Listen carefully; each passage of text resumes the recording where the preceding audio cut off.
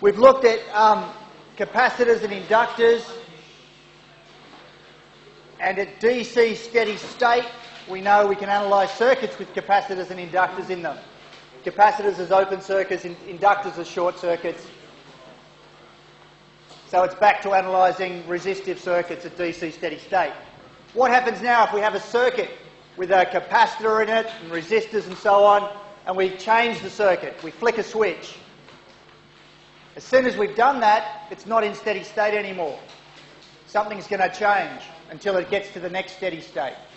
So that's what we have to analyse today for circuits with a capacitor, and tomorrow for circuits with an inductor. And it involves, it involves solving first order differential equations. So that is what will result. But before we do, a reminder of another competition. Not only can you win a $100 Coles voucher today, $100 book voucher for the best ENG1030 related meme that you create. Get it on the Facebook site. And I've probably told you before, it's a $100 book voucher to my favourite bookshop here in Paris called Shakespeare's Bookshop. That's what the prize is. $100 book voucher to this great bookshop in Paris. No worries, thanks. There's also a $100 voucher for the Melts Topper. So if we remember this, if we go to View Units, and we go here, and we look at the leaderboard, it's very tight at the top. 41 and then 40 for Jeffy and the Wizard and Peter and Ohm. It's absolutely, there are about 20 people that could still win the Melts Chart Topper Award. Try and keep the names appropriate, please. They're not anonymous.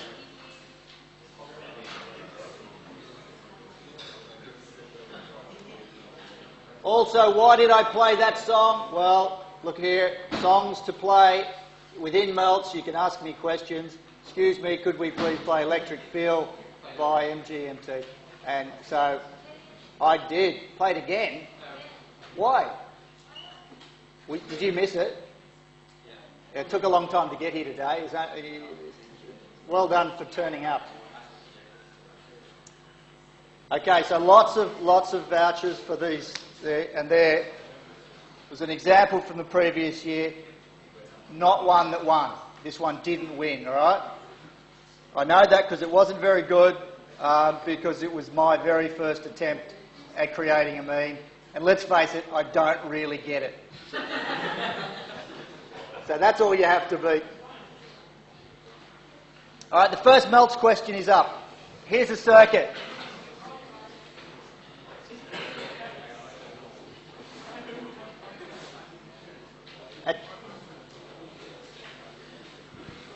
At t equals 0, we're going to move the switch, change the position of the switch. That's why it's not just after 0. It's not steady state anymore. Stuff could happen. We don't know that. We can't assume that it's in steady state. The switch position is changed to t equals 0. What is the voltage on the capacitor just after I've changed the switch? Just after I've changed the switch. There is your question. So it's there before 0. It moves into that position. At t equals 0 plus, and at t equals 0 minus, it's in the other position. So 0 minus, 0 plus, just a notation to say a little bit before 0 and a little bit after 0. At t equals 0, I flick the switch. So what is it just after I've switched it into the new position? And definitely chat, make your noise now.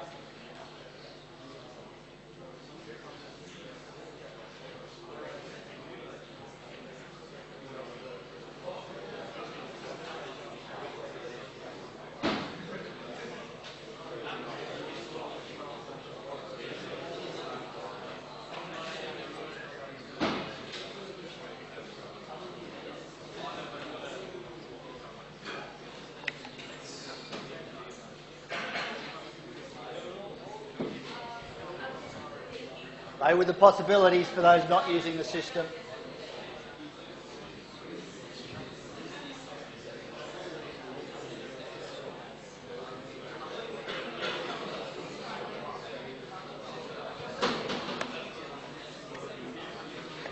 All right, 10 seconds to go. 10, 9, 8.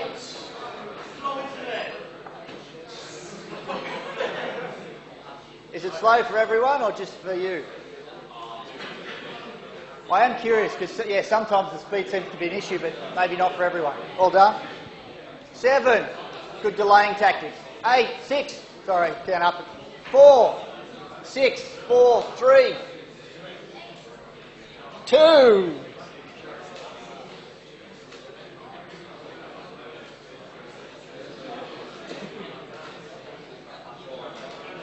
Zero. Okay, quiet. 20 out of 75 think 0. 32 out of 75 think VS. 20 out of 75 think VS times R or an R plus RS.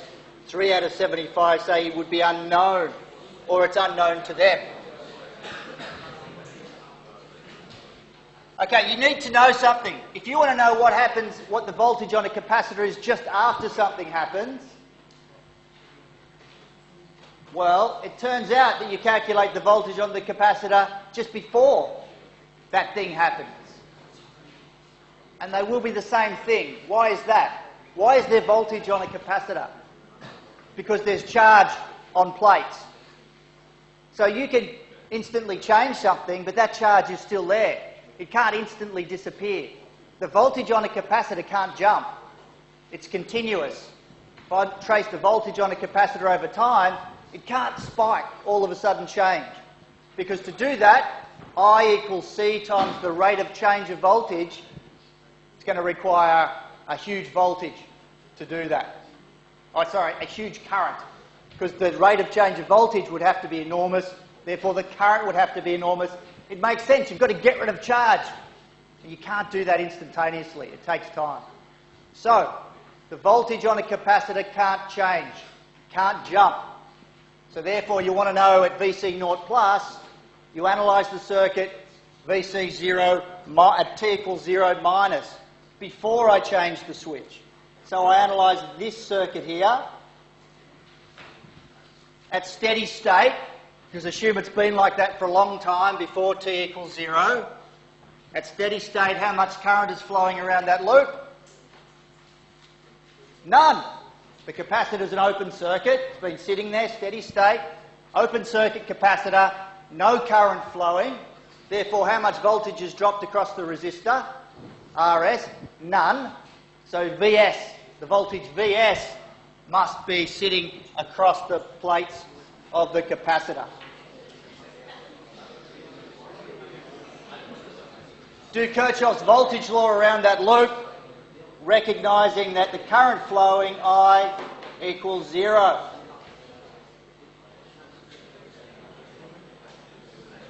So VC must equal to be equal to VS. So I see that's creating some discussion. But if we can just, I'm happy for someone to ask a question. I see lots of points. Yes? In our circuit at T0, our capacitor charged with nothing, and when we change the switch at T0, that our capacitor needs, our capacitor needs time to be charged.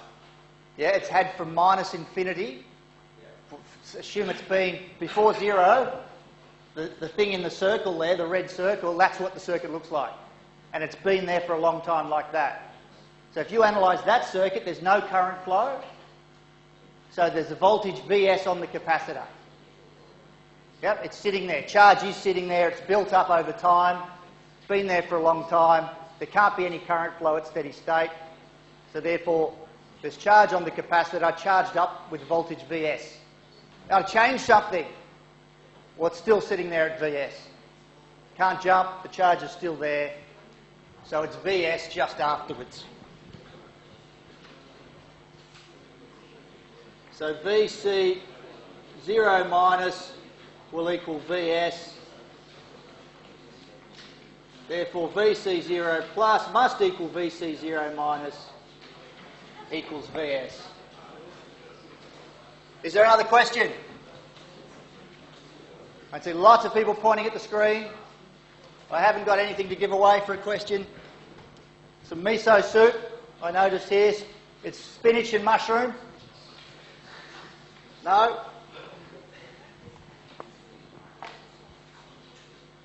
If we can get we can answer it now. It won't compound throughout, or are we okay to try the next slide? Last chance. Okay, now the switch has changed. It's in this position. I ignore that.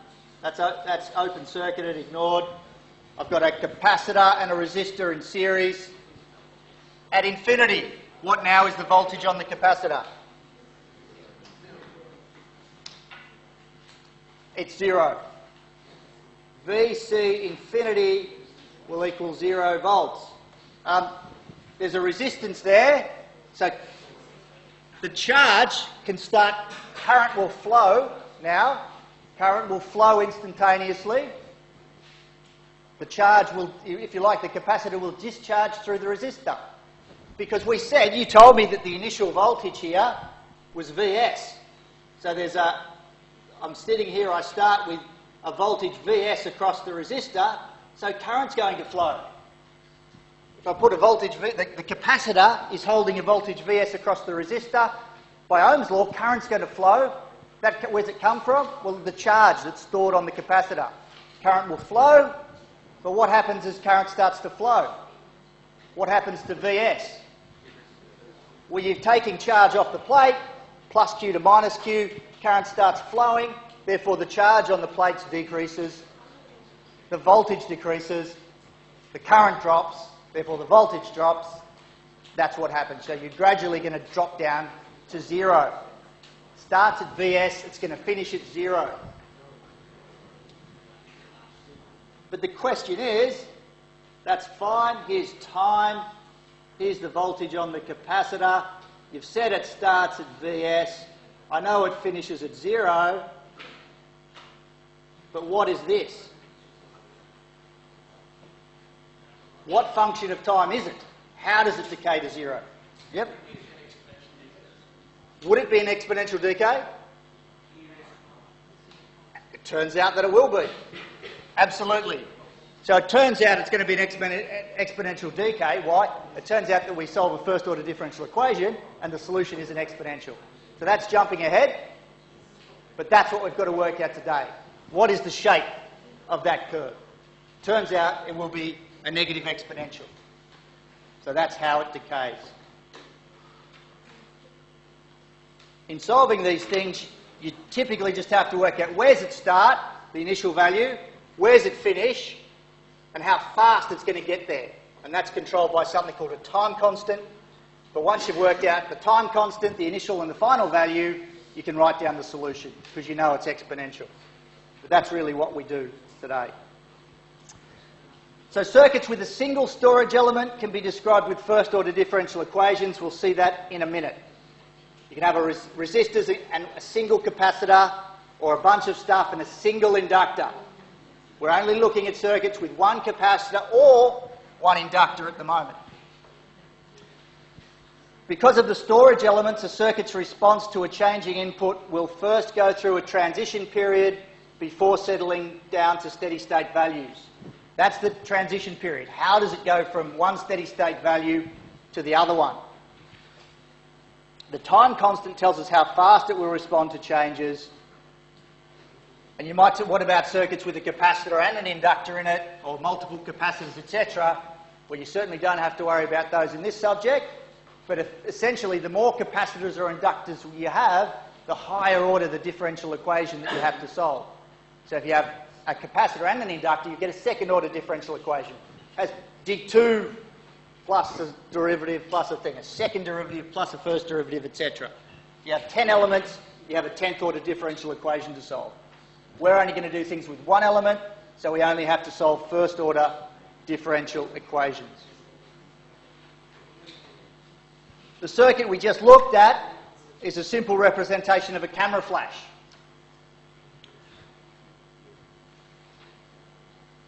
So here's the battery with an internal resistance of the battery.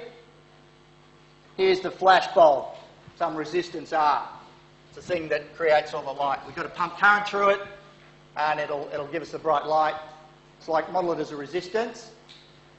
Because the output resistance RS, a feature of the battery, you can't supply enough instantaneous current to power the flash.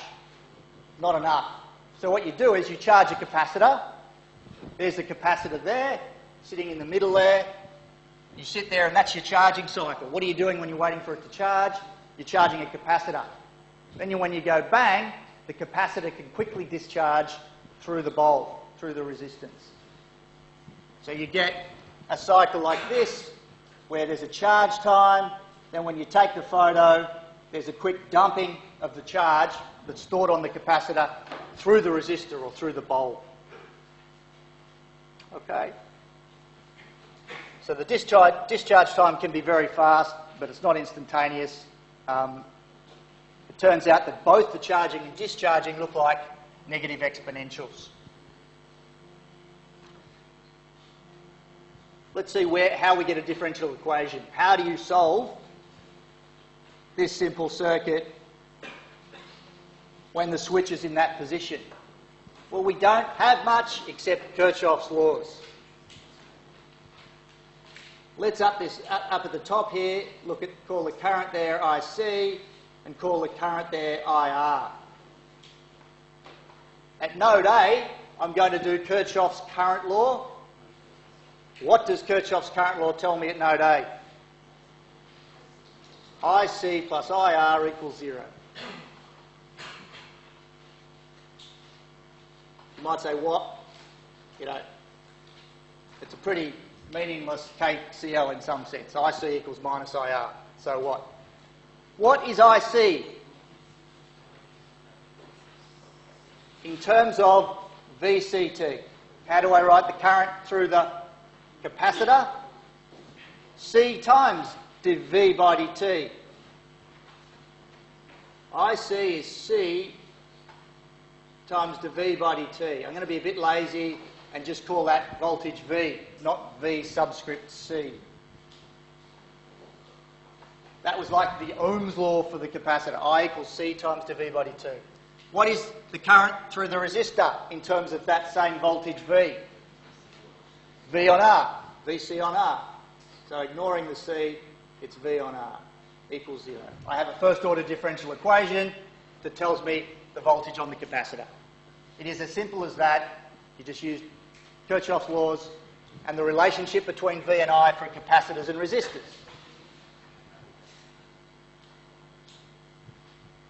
Let's write it in a standard form. Get rid of this divide through by C everywhere. I get dV dt plus 1 on RCV equals 0. I have to solve that equation. It turns out that the solution, you can try it, is Vt equals the initial value, V0, times e to the minus t on RC. That will be the solution, this negative exponential that was guessed at earlier. Some of this you may have already done, but otherwise, plug it in. Uses the property that the derivative of the exponential is an exponential. So that works. Vt equals an initial value, e to the minus t on RC. So how fast does it decay? What determines how fast this thing goes to 0 from its initial value?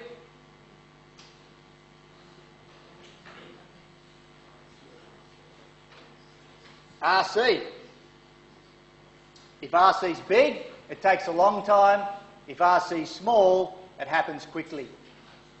So RC is called the time constant.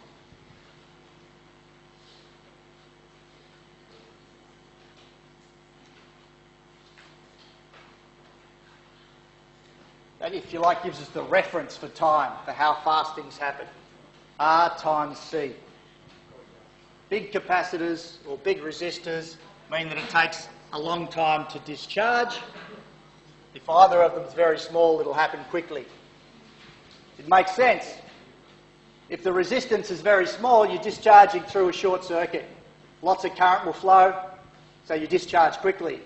If R is really big, it's like discharging through a very big resistance. Only small current flows, so the charge stays there longer.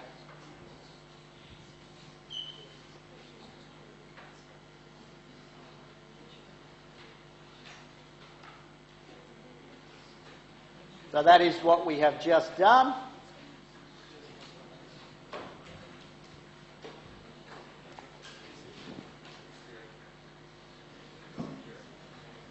So to backtrack just a little bit, our study of circuits, we have to solve equations like this. The only sort of differential equation that we have to solve. dx dt plus 1 on torr xt equals A for some value of torr and A. We've just done one of those where torr was equal to RC, the time constant, and A was equal to 0. But generally, that's all we have to solve. The general solution for this equation has this form. K1 plus K2 e to the minus t on torr for some values of K1 and K2. How do you determine the values of K1 and K2? Well, it's two things to solve for. We could use the initial value, x at 0, and x at infinity. So there, that says K1 and K2 are constant. They can be found using boundary conditions. And for us, the boundary conditions are typically just when you change the switch and then after a long time. So if you know the initial value x0 and the final value x infinity, you can write K1 and K2 in terms of those quantities.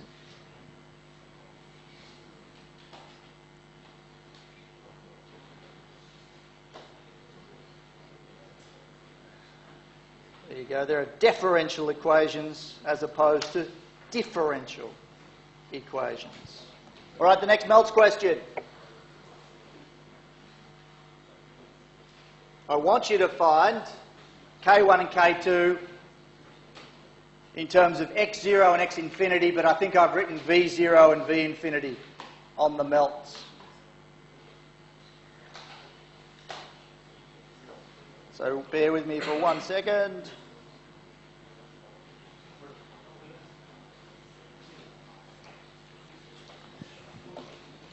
So these were the options here. If you know V0, that was meant to be x0, or V inf, which is the value after a long time, meant to be x infinity.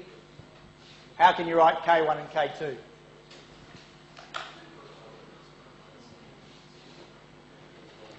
You just have to use that. That's all you need to use. Write down what x0 is, write down what x infinity is. And so you can solve for K1 and K2.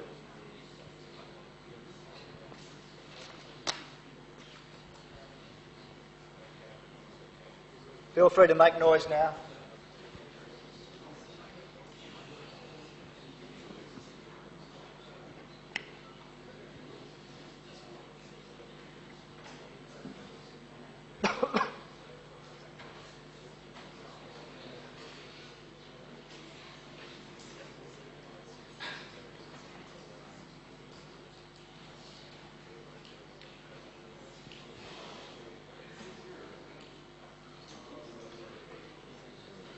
Don't forget, x and v I've muddled up.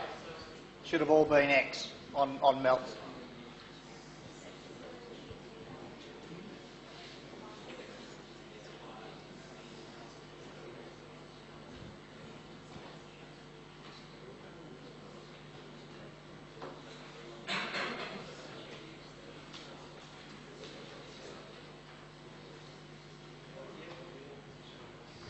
All right, 10 seconds.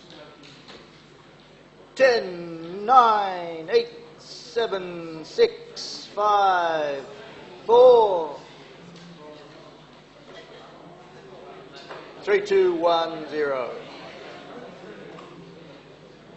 Oops.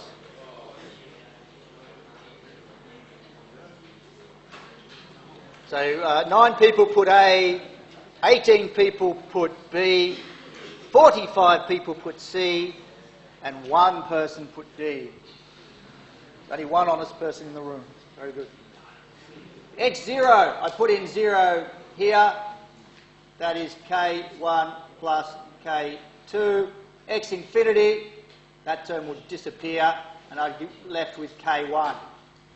So K1 is X infinity. That's the first thing we know. K1 equals X infinity. We've already worked that out. K2 equals X0 minus K1 equals X0 minus X infinity. So if you like, the general solution could always be written like this.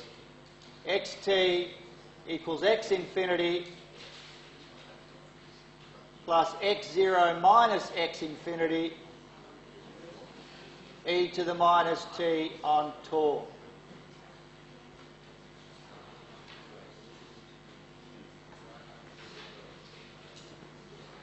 So if we're interested in solving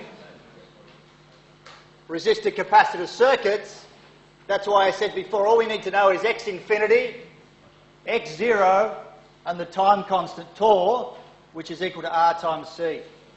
Plug it in there, you have the response. Where's it start? Where's it finish? It's going to be an exponential in between with time constant tau equals R times C.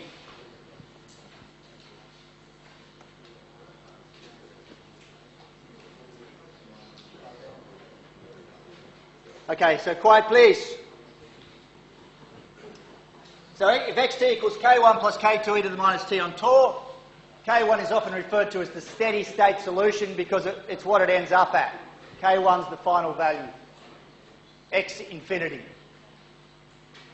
Tau is the time constant and determines the rate of decay of the second term. Note that an exponential curve drops or grows 63% every tau seconds. So let's blow that up a little bit. Here's, you start at kT, you finish at 0 in this case. That value there is K2 divided by E, K2 on E. That's what you get to after one time constant, because you get e to the minus tau on tau, which is e to the minus 1. So you're 63% roughly to your final value after one time constant. After 4 or 5 time constants, you're basically there at steady state. So that's the rule of thumb.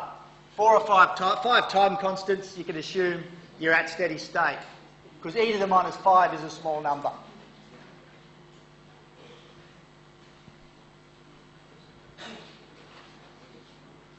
And there's just showing an example. A bigger time constant of 4 seconds versus a 0.5. The smaller time constant means faster decay. Smaller time constant, faster decay.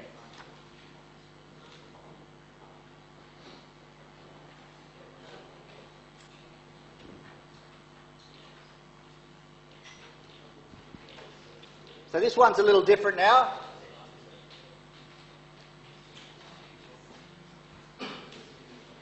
When I change the switch, there's my circuit. It's got a voltage source and a resistor and a capacitor in series. Let's assume, in this case, that V0 equals 0. It wasn't actually, you couldn't necessarily work that out from the problem. So let's assume that the initial value is V, so this is Vt. Assume V0 equals 0. Note that V infinity equals what? Vs. Again, it's like the very first question we looked at today. So in this case, I start at 0, and I'm going to charge up to Vs. Start at 0 and I charge up to Vs. If you wanted to derive the differential equation for this case, we'll do exactly the same thing. By Kirchhoff's current law, at this node up here, I get IC plus IR equals 0. What is IC? It is C dV by dt. What is IR, the current through the resistor in this case?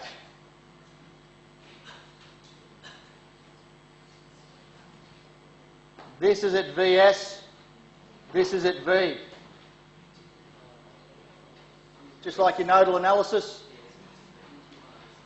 V minus Vs on R. V minus Vs on R equals 0.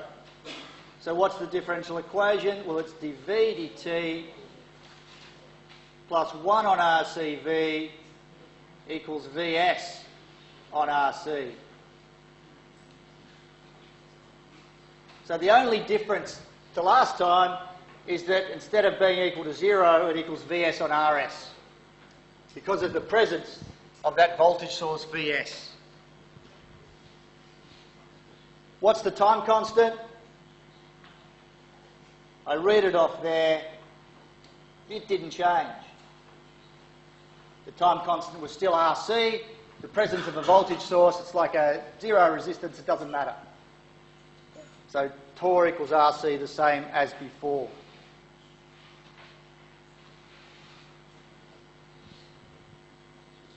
So I know that the solution will be K1 plus K2 e to the minus t on torr, where torr equals Rc. I know that K1 will equal V infinity from before, which equals Vs. That K2 will equal V0 minus V infinity, which is 0 minus Vs, which is just minus Vs.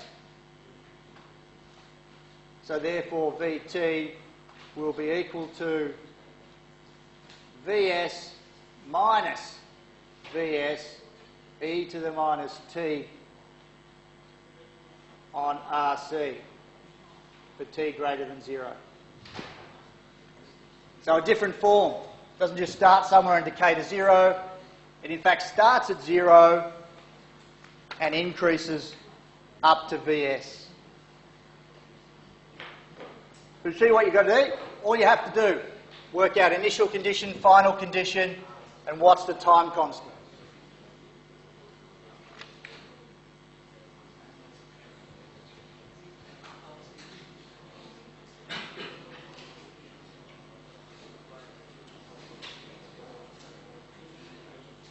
So if you had to plot the response, shush please, starts at 0, increases like that. You need to put some kind of scale on it. So what I know is at time constant torr, I'm up there at approximately 0.63 Vs. I'm 63% of the way there at torr, because e to the minus 1 on e to the minus 1 will come out to be that.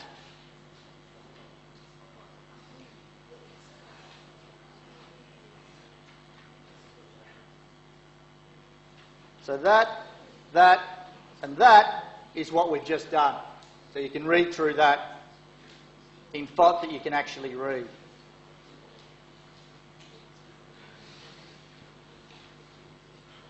Here's a previous entry to the competition. I like this one because it's personal.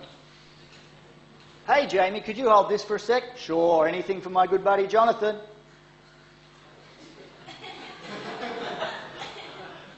Carefully found photos on the internet matching. That is actually me.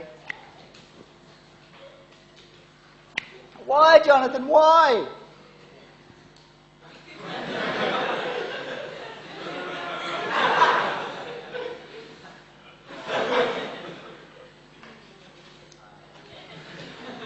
I hate teaching op amps. So that one did quite well. You can see what it takes. Get personal. We know you didn't find that on the internet. Well, you might be able to now, actually, but that's beside the point.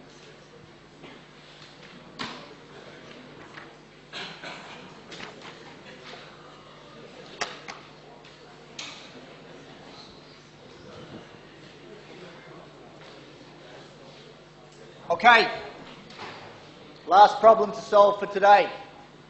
What is I0t for t greater than 0? There's a switch, something happens. You might think, oh my goodness me, what is going on here? But the good news is when this switch is opened, then that's the only bit that matters. You've got rid of the rest of it. So in fact, for t greater than 0, we have a simple resistor capacitor circuit. We need to work out the initial value on the capacitor, and we know it's going to decay to 0 with time constant 2 kiloohms times 300 microfarads. So we don't actually have to do that much. It's solved really by working out the initial value on that capacitor. We need to find I0t. In all of these things, find the voltage on the capacitor first and then work out the rest later. Why? Because the voltage on the capacitor is the thing that has to be continuous, whereas other things can change. Currents and things can change instantaneously. What I know is the voltage on the capacitor just after I change the switch is the same as just before I open the switch. There was one. I'm not sure that's original. Didn't win. But nonetheless, good entry. Everything's good. The melts question is, what is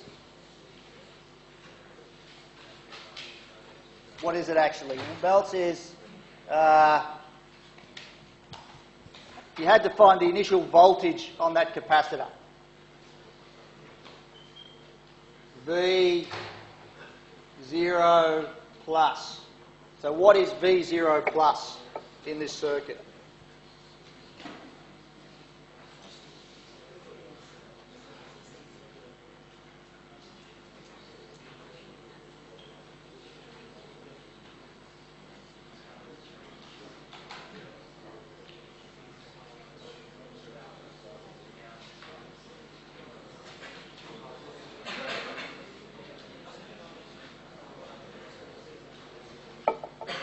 I guarantee you could all do this. To do it, I work out, well, what happens before I open the switch? So when it's in that position, it's in there. So this is just there, that's there, like that. And I just want to know that voltage. And it's been like that for a long time, so the capacitor's an open circuit. It's been there forever. Been there since before I was born. No current is flowing through the capacitor.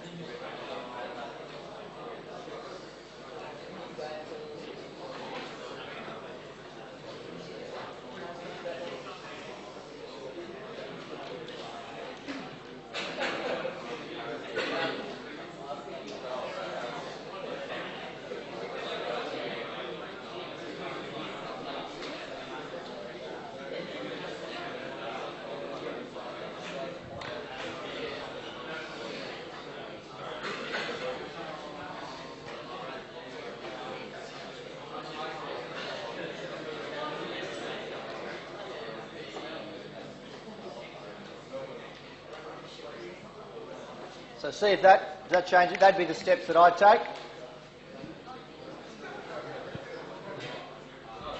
As I start fiddling it in.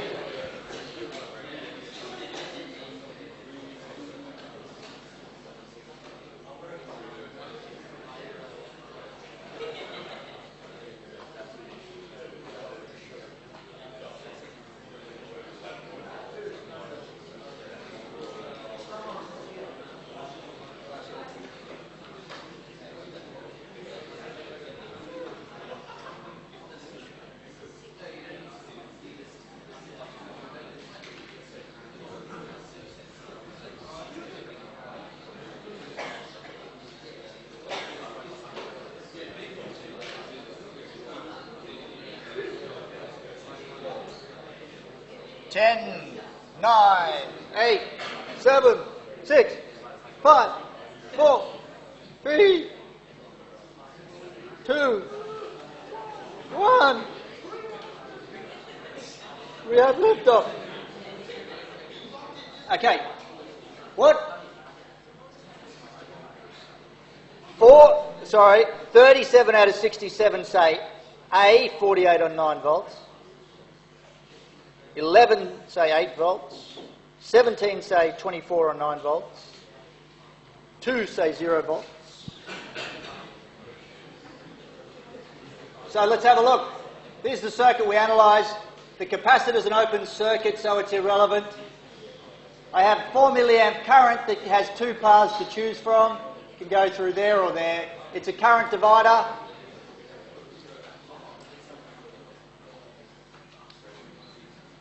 How does the current split? Well, 4 milliamps times 6k on 6k plus 3k goes this way. That is 24 on 9 milliamps. If this is 24 on 9 milliamps, then the voltage is 2k times that, which is 48 on 9 volts. I flick a switch, it does not change. V0 plus must be V0 minus, which is 48 on 9 volts. Questions? It's clearly, no?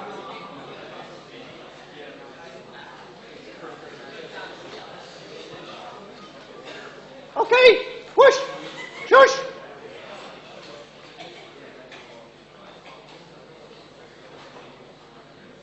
So now I open the switch and I'm left with that.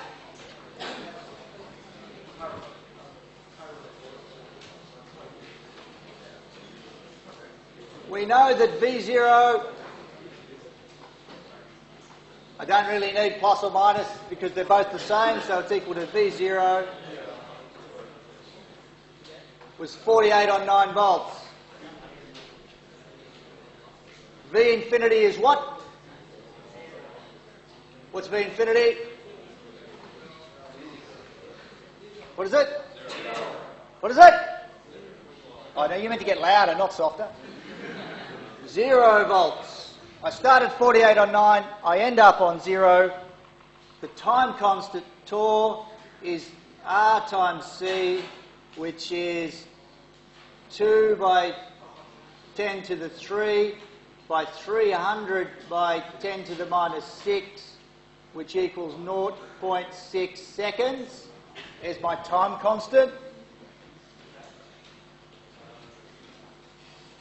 Therefore, Vt is V infinity plus V0 minus V infinity e to the minus t on tau, which is 48 on 9 e to the minus t on 0.6 volts. But the question, quiet please, should be clear, that's for t greater than or equal to 0. The question asked us to find I, 0t. Well, that is just Vt divided by 2k. and I'm done. VT on 2K amps. So I like, if there's a circuit with an RC circuit, find the voltage on the capacitor and then find whatever else you were asked to find in the circuit from that. See you tomorrow.